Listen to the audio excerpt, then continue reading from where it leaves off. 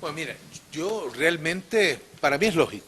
Es lógico, ¿por qué? Porque hay posiciones cercanas en ambos gobiernos en materia de la integración y particularmente en el caso de la integración, llamémosle si quieres, de tipo político.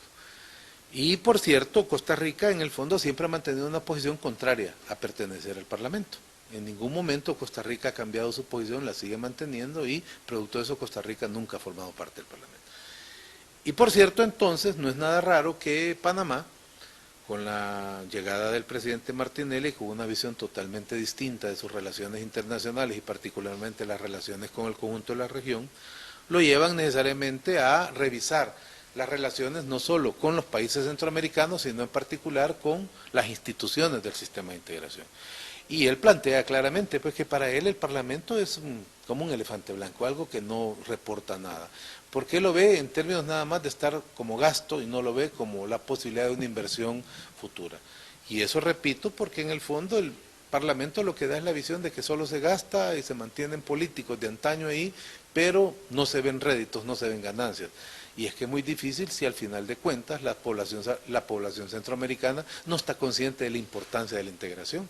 Y eso es lo que ha fallado. Y los gobiernos de toda Centroamérica, los diferentes gobiernos que han estado en turno durante el proceso de integración, han fallado en trasladar ya la integración económica como una idea buena, como un planteamiento que nos puede permitir mayores niveles de desarrollo, mayores niveles de entendimiento y por ende generar una zona amplia de paz, seguridad y tranquilidad, pues, con buenos entendimientos y todo lo demás, pero como nunca ha habido un planteamiento concreto hacia eso, entonces todo el mundo como que a la hora nos envolvemos en nuestros problemas internamente, ¿ve? Entonces nos metemos a resolver nuestros problemas y nos olvidamos de lo demás, pero no hay que olvidar algo, que aunque parece visible, pero los problemas de los vecinos se vuelven nuestros problemas en un momento, y viceversa. Si no veamos la década de los 80 fue palpable.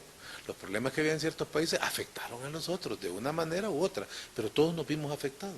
¿Cómo se resolvió? En alguna forma muy avanzada, y como repito, un buen gesto de autonomía de la región centroamericana en materia de política internacional, lo logramos a partir del entendimiento entre todos. Y eso es palpable. Nadie puede negarle en la historia el hito que significó la decisión que tomaron los presidentes en Esquipula I y Esquipula II cuando potenciaron los procesos políticos negociados para la solución de los conflictos en países como El Salvador y Guatemala. Guatemala, un conflicto antiguísimo, pues desde los 60, ¿va? Y sin embargo tuvo su resolución.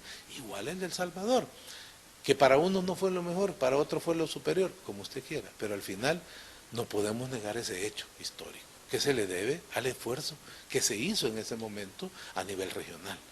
Y eso fue un gran avance. Y creo que si se logró eso, ¿por qué no podemos lograr otras cosas mayores o mejores de futuro para la región?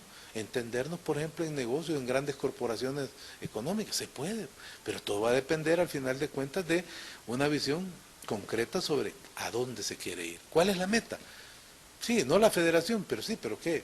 Crear una entidad supranacional que permita impulsar, si usted quiere, la integración económica, crear una zona económica propiamente, hasta qué punto, todo eso puede permitirlo. La experiencia europea nos ha ayudado mucho en eso, porque al final de cuentas Europa ha avanzado mucho en el ámbito económico y eso le está permitiendo entenderse en muchos aspectos sociales también.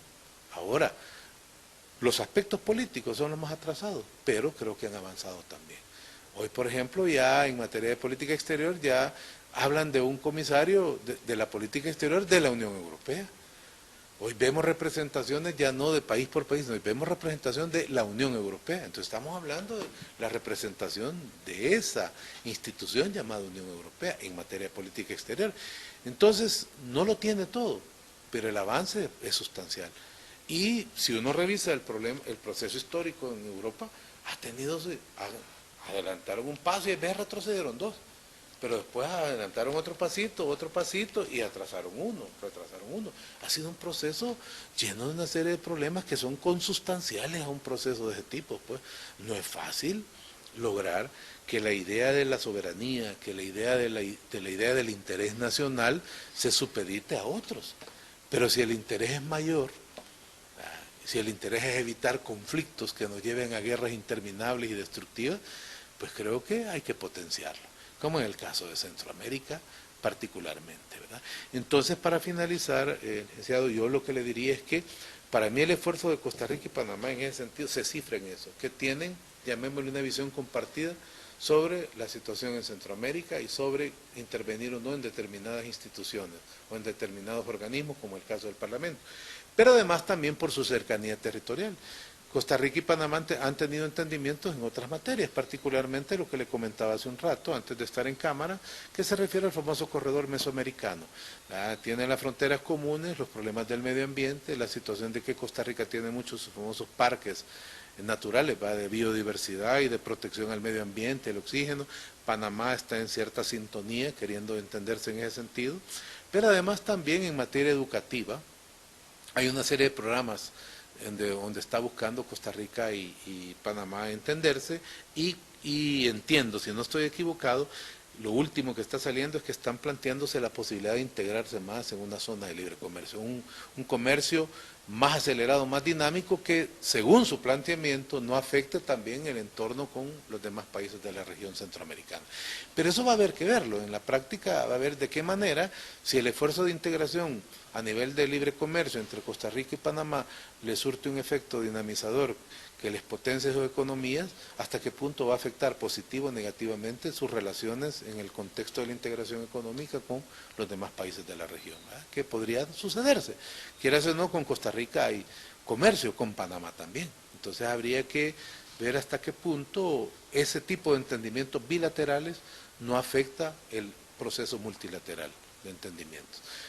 Hasta ahí es lo que le podría mencionar yo, porque no hay muchos datos, así que nos digan, miren, estos son los grandes resultados. Sí hay unas grandes, sí hay aspectos concretos, como el del corredor mesoamericano, concreto, hay programas de integración de programas de salud y de educación entre Costa Rica y Panamá, eso sí lo he sabido, y también hay un esfuerzo últimamente de provocar mayor amplitud al libre comercio entre ambos países, ¿ya?, en términos fronterizos.